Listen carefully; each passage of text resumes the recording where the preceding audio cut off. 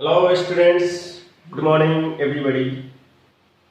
Okay, today I'm going to teach VAT, VAT value added tax.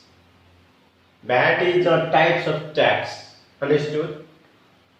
So,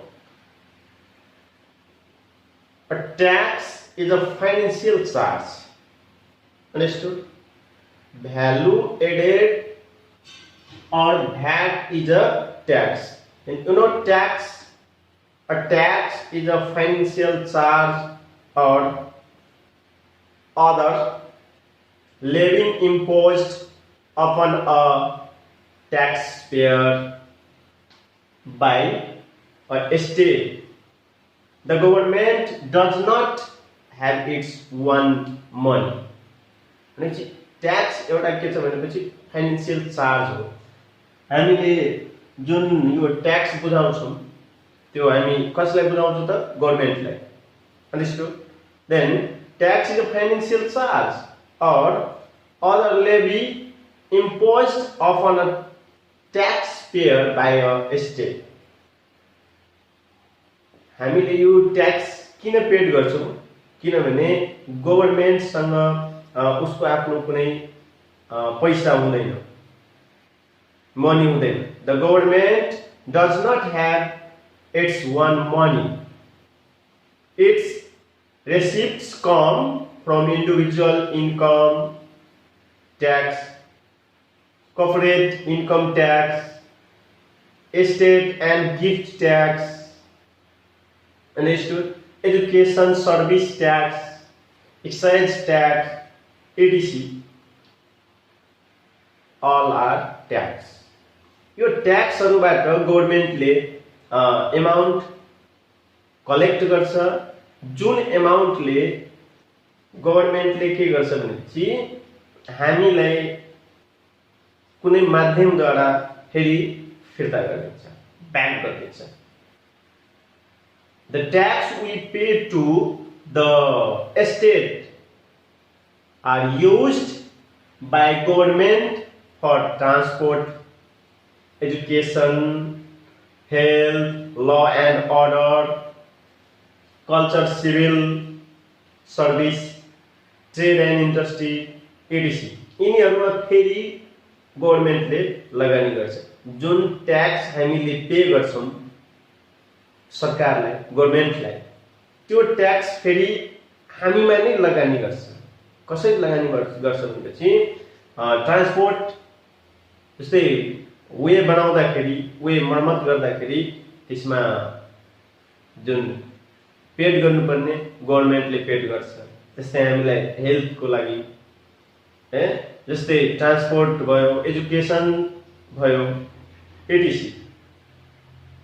then you know VAT is also tax. मतलब हामीले VAT को रूपमा हामी सबै मान्छेले, सरकारले पनि ट्याक्स तिर्नुपर्छ। भनेपछि ट्याक्स नतिर्ने भनेपछि यो वर्ल्डमा कोही छैन, सबैले पे गर्नुपर्छ। हरेक कुराको हामीले ट्याक्स पेड गरेका छौं। Tax means what? A financial charge, understood? A tax is a financial charge. Then VAT is also tax, value added tax. Value added tax भनेको केही कुरा हामीले किन्दा और बेच्दा हामीलाई ट्याक्स तिर्नुपर्छ, understood? VAT, a value added tax or general sales tax. यसलाई हामी जनरल सेल्स ट्याक्स पनि भन्न सक्छौं, understood?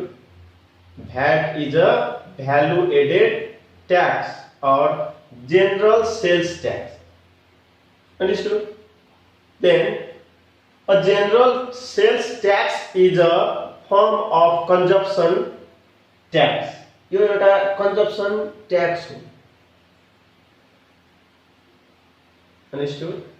A general sales tax is a form of consumption tax.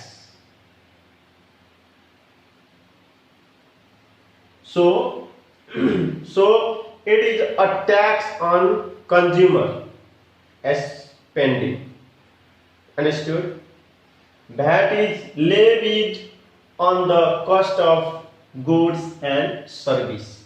VAT एउटा लेभिड हो, जसले हामी कुनै गुड्स किन्दा कुनै सर्भिस युज गर्दा हामीले त्यहाँ के गर्नुपर्छ, भ्याट तिर्नुपर्छ, value added tax. Understood? Suppose हामीले कुनै क्लोथै किन्यौं, बुकै किन्यौं, त्यसमा हामीले भ्याट तिर्नुपर्छ। So VAT is called levied. Understood? Then we can define VAT simply. VAT is a levy on the cost of goods or service. Understood? You can define easily.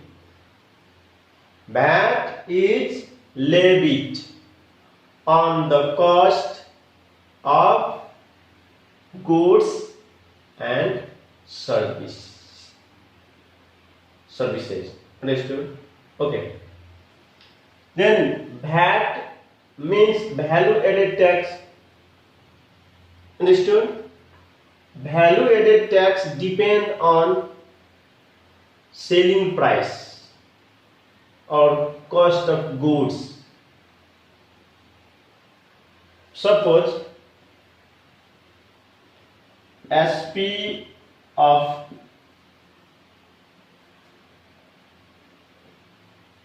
a book equal to RS 250. SP of a book RS 250 and VAT is always in percent. Suppose 13%. VAT कति percent छ अनि selling price कति हो बुकको 250 छ। VAT percent 13% छ। यो VAT अब हाम्रो यो सेलिङ प्राइसमा हामीले तिर्नु पर्छ, डिस्काउन्ट हैन, हामीले दिदैन। यो हाम्रो जुन 250 छ त्यसको 13%, त्यसको 250 को 13% हामीले गभर्नमेन्टलाई तिर्नु पर्छ, जसलाई हामी भ्याट भन्छौं। भनेपछि हामीले गभर्नमेन्टलाई कति तिर्नु पर्यो त्यसमा भनेपछि त्यसलाई हामी भ्याट अमाउन्ट भन्छौं। यो भ्याट पर्सेन्टमा हुन्छ, रेटमा हुन्छ है, र हामीले जुन गभर्नमेन्टलाई तिर्छौं जुन अमाउन्ट त्यसलाई हामी भन्छौं भ्याट अमाउन्ट। भनेपछि भ्याट अमाउन्ट इक्वल टु हुन जान्छ VAT amount or actual VAT amount equal to 13% or VAT percent of selling price. Here selling price 250 or 13% of 250 equal to 13% हटाएपछि 100 into 250, 0 0 cancel, then 13 into 25, 325 divide 10,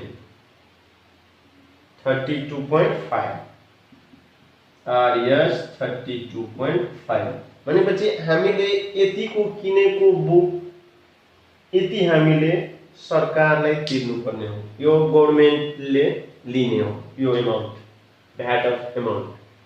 भनेपछि हामीले पस्लेलाई कति तिर्नु पर्ने भनेपछि जसलाई हामी भन्छौं SP with VAT, SP with VAT मतलब पस्लेलाई हामी एसपी विथ भ्याट तिर्छौं। हामी त्यहाँबाट यो भ्याट अमाउन्ट एकैचोटी सरकारलाई तिर्न हामी जाँदैनौं। त्यो भ्याट हामी जुन अमाउन्ट पस्लेलाई हामी जुन पैसा तिर्न जान्छौं 250, त्यसमै हामीले RS 32.5 तिर्नु पर्छ र त्यसलाई हामी भन्छौं एसपी विथ भ्याट। मतलब बुकको सेलिङ प्राइस 250 अनि भ्याट पनि। SP with VAT equal to हुन्छ SP plus actual VAT or VAT amount. VAT amount SP equal to 250 plus VAT amount 32.5, then 53802 242.5 यति भयो। भनेपछि हामीले त्यो बुकको यति पेड गर्नुपर्छ 282.5। अन्डरस्टुड? यसरी हामीले भ्याट पेड गर्नुपर्छ। सपोज हामीसँग कुनै यहाँ प्रब्लम छ एसपी और ओके एसपी भनेपछि कति छ यहाँ हामीलाई 3000 और VAT amount equal to 3 RS 350 VAT amount यति छ 350। भनेपछि भ्याट पर्सेन्ट कति हुन्छ, रेट अफ भ्याट कति हुन्छ। अब हामीले भन्छ रेट अफ भ्याट निकाल्न। Rate of VAT equal to हुन्छ rate of VAT equal to actual VAT हामी जसको रेट निकाल्छौं त्यति अपन आउट अफ जति हुन्छ त्यो। हाम्रो भ्याट के को आउट अफ हुन्छ, जस्तै 13% out of 250। 250 is what SP. भनेपछि भ्याट अमाउन्ट अथवा rate of VAT is out of selling price. भनेपछि VAT amount upon selling price into 100। यसरी हामी रेट अफ भ्याट फाइन्ड गर्न सक्छौं। अब भ्याट अमाउन्ट हाम्रो कति छ 350 डिवाइड 3000 इन्टु 100%। 0 0 क्यान्सल, फेरि 0 0 क्यान्सल, 35 डिवाइड 3 भनेपछि कति हुन्छ 35 डिवाइड 3 11.66%। भनेपछि यति पर्सेन्ट अब हामीले यहाँ भ्याट तिरेका छौं। रेट अफ भ्याट यति हो। भनेपछि हामीलाई रेट अफ भ्याट निकाल्न भन्यो भने VAT amount upon SP into 100%। Upon SP किन भयो, किनभने हामीले भ्याट जहिले पनि सेलिङ प्राइसमा तिर्नु पर्छ। जतिमा हामीले कुनै गुड्स अथवा कुनै आर्टिकल किनेका हुन्छौं त्यतिको जति पर्सेन्ट भ्याट दिएको हुन्छ त्यति हामीले तिर्नु पर्छ। ल भनेपछि हामीले अब यसबाट के बुझ्यौं, भ्याटको कन्सेप्ट के आयो त हाम्रो दिमागमा। VAT is based on selling price. हाम्रो यो कन्सेप्ट भयो। भ्याट चाहिँ केमा बेस्ड छ, सेलिङ प्राइसमा है। ल VAT suppose rate of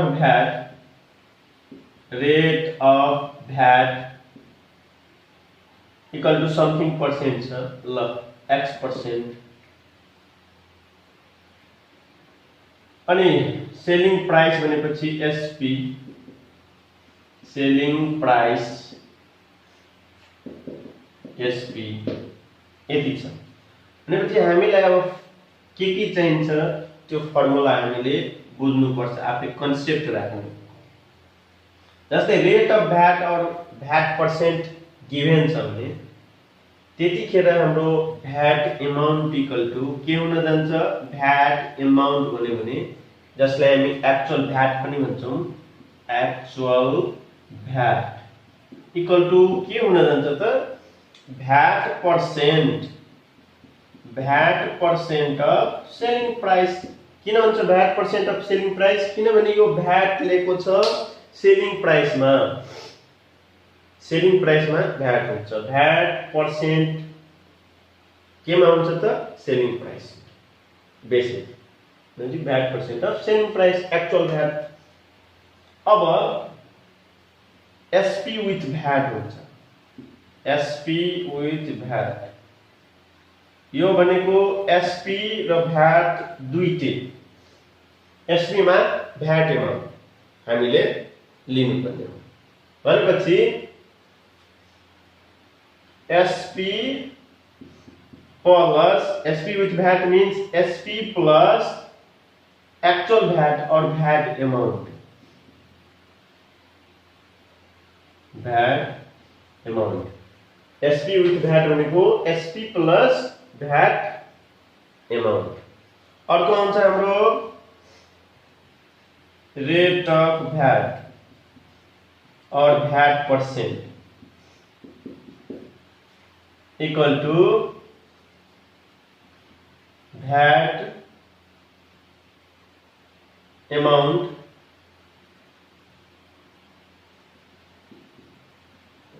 VAT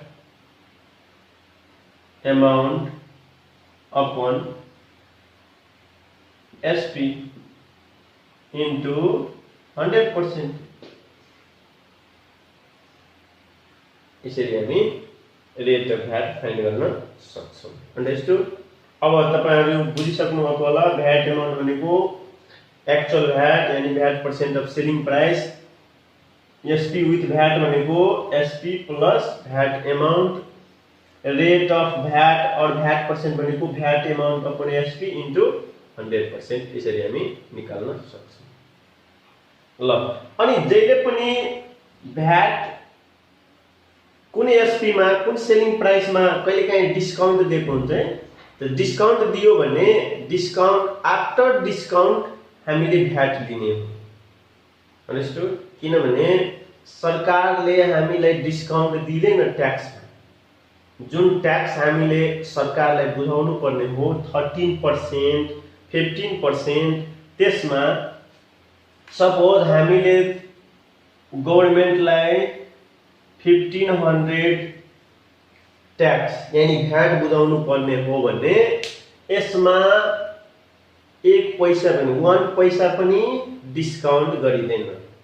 understood? भनेपछि ट्याक्स मा डिस्काउन्ट हुँदैन। भनेपछि भ्याट कतिखेर भ्याट हामी लिने आफ्टर डिस्काउन्ट। सपोज हामीसँग कुनै क्वेशन छ यहाँ, mark price of an article equal to RS 3500 यति छ। कुनै आर्टिकल को मार्क प्राइस यति छ। अब यहाँ दिएको छ डिस्काउन्ट, रेट अफ डिस्काउन्ट और डिस्काउन्ट पर्सेंट इक्वल टू 10%। अनि अब हामीलाई VAT percent rate of VAT दिएको छ 13%। भनेपछि यहाँ भनिन्छ हामीले find SP with VAT, find SP with VAT. हामी कसरी फाइन्ड गर्ने त हामीले भ्याट कतिखेर लिने आफ्टर डिस्काउन्ट। त पहिला हामीले सेलिङ प्राइस निकाल्ने। त यहाँ हुन्छ हाम्रो selling price equal to MP minus discount, discount MP कति छ हाम्रो 3500 माइनस डिस्काउन्ट कति छ हाम्रो 10%। त्यो एक्चुअल हैन भनेपछि एक्चुअल भनेको डिस्काउन्ट पर्सेंट अफ एमपी अनि एमपी छ कति 3500। भनेपछि यसरी हामी फाइन्ड गर्ने 3500 माइनस 10 अपॉन 100 इन्टु 3500। 0 0 क्यान्सल, यो 0 पनि क्यान्सल। अब सबट्र्याक्ट गरिदिनु। ल भनेपछि कति आयो हाम्रो 3500 माइनस 350। ल